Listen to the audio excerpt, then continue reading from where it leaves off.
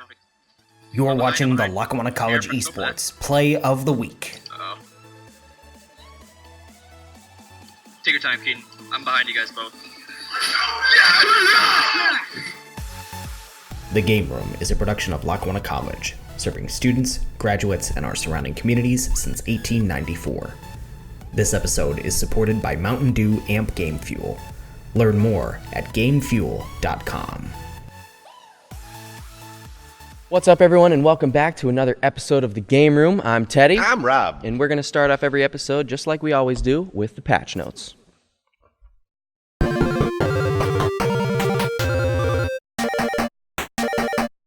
All right, so for today's patch notes, we wanted to cover the beginning of our season. We had two matchups so far, one in Overwatch versus Stevenson University and one in Rocket League versus Washington College. I'm going to let my main man Robert talk to you a little bit about how the Overwatch match went. Yeah, so Overwatch played last week, Friday night, and it was a tough match. We went up against Stevenson University. They are a very strong team. When we went to HughFest, we saw them play, and they made top 8 easily. Mm-hmm. Our players went up against them. They made a good show, but it was, I have to tell you, it was a struggle. There were a couple maps where we struggled to get out of spawn. You know, I have to commend our guys.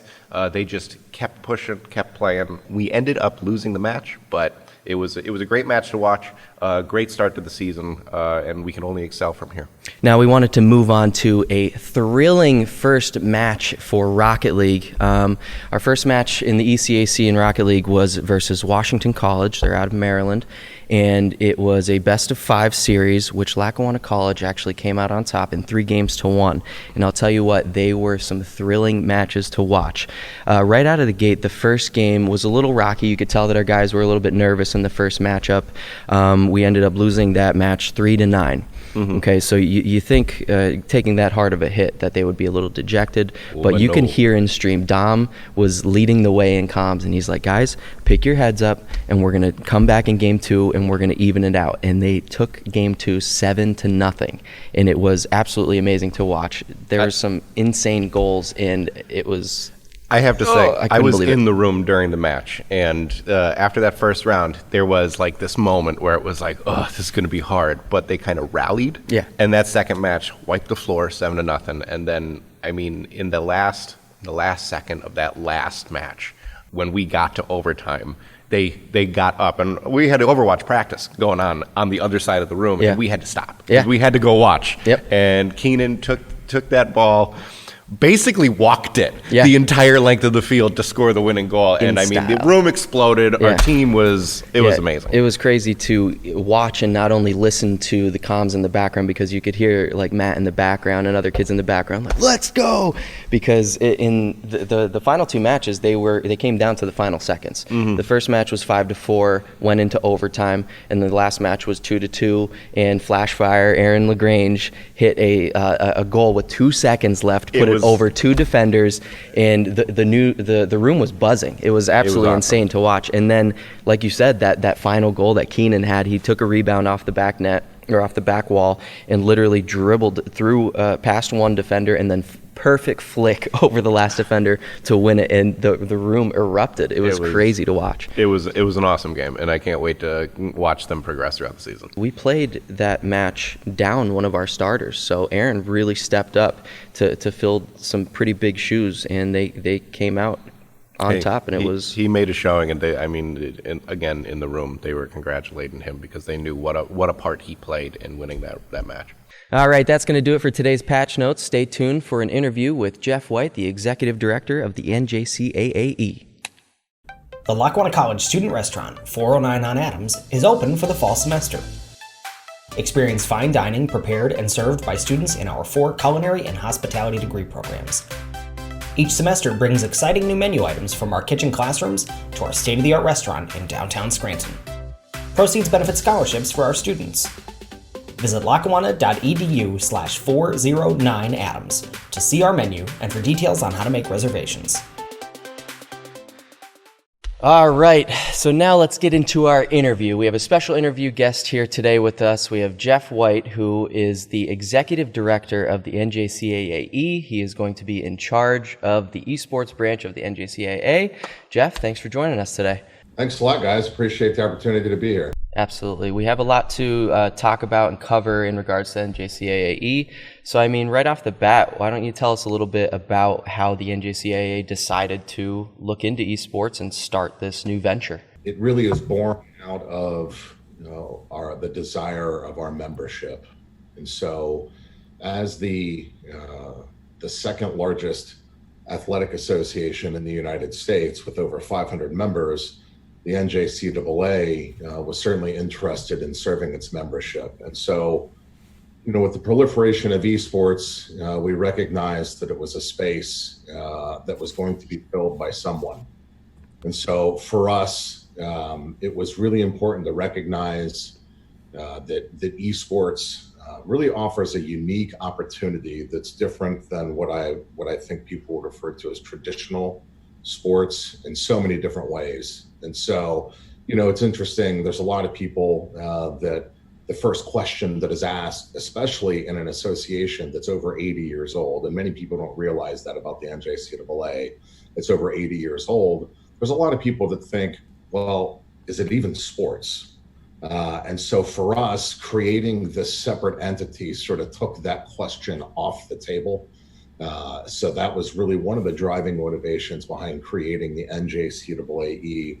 And for us, it was critical to make sure that we created an opportunity for students that might not otherwise have the opportunity to get involved in the team and the competitive dynamic.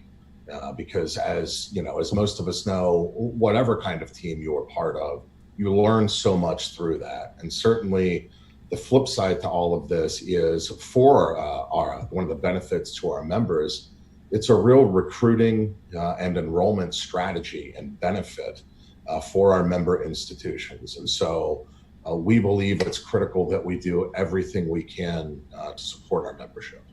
Yeah, I completely agree. I mean, and that's exactly how we pretty much sold esports to our administration by saying, think about it as recruiting. Think about the new genre of students that we're going to tap into and be able to bring out to our school and showcase them for all the world to see. We have academic requirements for all of our sports here, obviously under the NJCAA.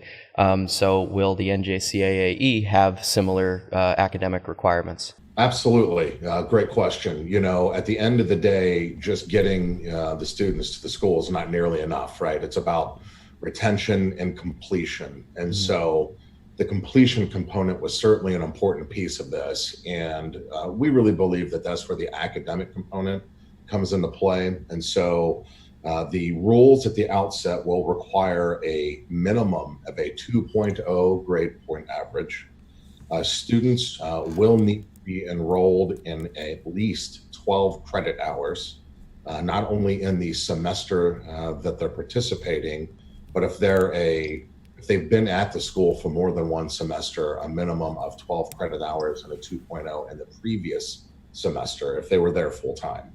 And then, really from there, we've thrown the net wide, so to speak. We are really encouraging students to get as involved as they can. There is no limit to the number of games that a student athlete can participate in, so long as they do not play on more than one team for the same gaming title. And so that just, as an interesting aside, when we were putting together the rules for the NJCAAE, we refer to most things with the NJCAA as sports and games. Mm-hmm. Using the word game was causing a little bit of confusion in the world of esports because game refers really specifically to a gaming title. And so we had to make sure to add that specific word in there to be very clear that we're referring to a gaming title and not a game or a contest, so to speak. And right. So all that to say, student athletes have up to 6 semesters of competition per gaming title. And again, can compete in as many gaming titles per semester as the institution wants to allow and as they can support. Wow, that's interesting. That is. So actually, you kind of touched on a question that I planned on asking you, referring to how long they can play, how long they would remain eligible on a particular title, but you just said they have 6 semesters per title. So if the student was playing we have 4-year degrees here, so they would be able to kind of delay the start of a second title so that they would remain eligible for their entire college career. Is that what you're saying? Absolutely, and you bring up a really good point. The logic behind that is we recognize that we may be able to reach a wide cross-section of non-traditional students and distance learners and just a lot of other folks that aren't what most folks think of as a traditional student, so to speak. And so if there are benefits or opportunities that we can provide that really ingratiate or ingrain the student in the fabric of the institution, that makes them feel comfortable. And again, it all goes back to retention and completion. If the one thing that is keeping this student in school and moving forward is their love of the game of games and all the benefits from that team dynamic that they're getting from being a part of these teams, then we felt like it just made sense to do that. And just as a follow-up to that, just because currently in the news, it was California came out about. I knew this was coming. Well, of course, right? It's California is allowing college athletes in traditional sports to get paid and pursue agents as well against the wishes of the NCAA, but the NJCAA. How are you guys going to go along treating, especially since in esports, kids can stream and kids can kind of create their own business while they're still in college or even before they go to college? How are you guys going to treat the eligibility when it comes to that? So that's another reason why we created this separate entity. And to be clear, the NJCAAE is a separate standalone legal entity from the NJCAA. Okay. Now, that's not to say that obviously we're going to, in my capacity, I'm still the chief legal diversity and equity officer for the NJCAA and the executive director for the NJCAAE. And so there's going to be a real intersection and mutual interest there. But that said, we did recognize that the amateurism issue was something that needed to be addressed. And part of the reason, one of the main reasons why we created this separate entity was so that we can say there is no amateurism requirement for the NJCAAE. We've really gone as far as to say the only limitations on income or benefits or the ability to monetize your skill, your likeness, anything along those lines comes from the member institution. So for example, Lackawanna is not able to pay their players, but if these players are able to receive, to stream on Twitch or to receive endorsement deals or to win prizes in events, there is no limit to what they can earn. So that I have a feeling that coming out in favor of that rule is probably going to attract a lot of schools in particular, and a lot of athletes who are trying to decide between schools and if they're part of the NJCAAE or some other conference. Mm-hmm. I have a feeling that that's going to play a big part in their decision. Yeah, agreed. And so here at Lackawanna College, we play League of Legends, Overwatch, and Rocket League. So what games will the NJCAAE host, and how did you guys decide on hosting those games? So where we've landed initially is with Madden 19 console-based PS4, Super Smash Brothers console-based on the Nintendo Switch, mm-hmm. and Rocket League, the PC-based game. And so the logic behind that, there's a lot, as you know, there's a lot of factors that go into the games that you offer. Certainly part of it for us was, this is in many ways, a startup. Mm-hmm. And we recognize that for most of our members, it's going to be the same, a startup. And so trying to be sensitive to those startup costs and understanding that for some of these PC games, getting the competitive equipment can be incredibly expensive. Mm-hmm. And if nothing else, that was an assumed barrier to entry from some of our members. And so to just, I guess, to move in a different direction so that they didn't have that concern. That was the logic behind the console-based games, not to mention the fact they're incredibly popular.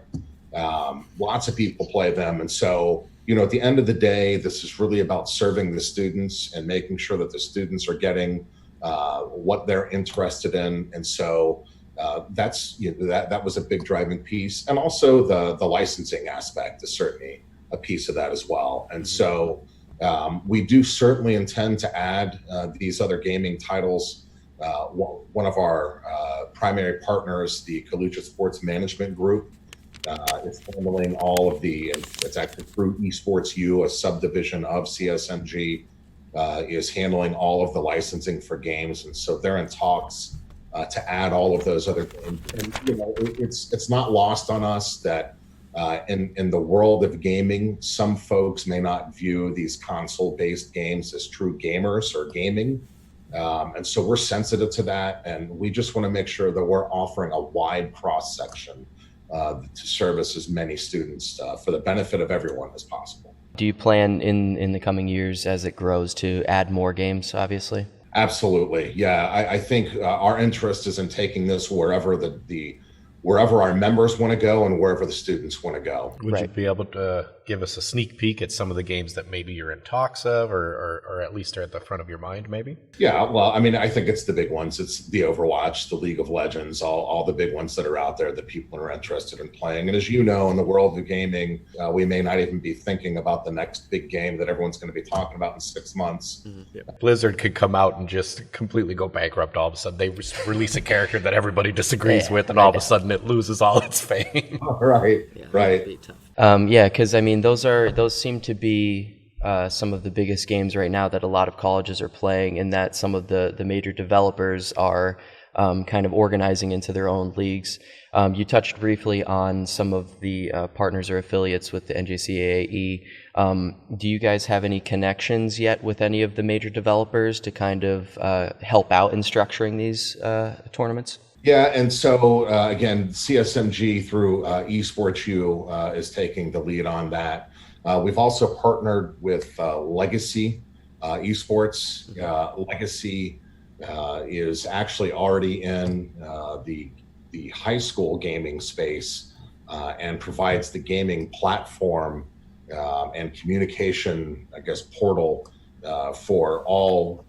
So they'll handle that piece of it. So between those two partners, they'll really be the driving force between creating those new relationships. The NJCAAE's role, more than anything, is the governance piece and providing, I think, the credibility that comes with an 81 year history for collegiate sports governance. All right, and that's going to do it for part one of our interview with the NJCAAE Executive Director, Jeff White. Make sure to like and subscribe to tune in to next week's episode where we will finish up this information-packed interview with Jeff White. And from everyone here at the Game Room, I'm Teddy. And I'm Rob. And thank you for playing.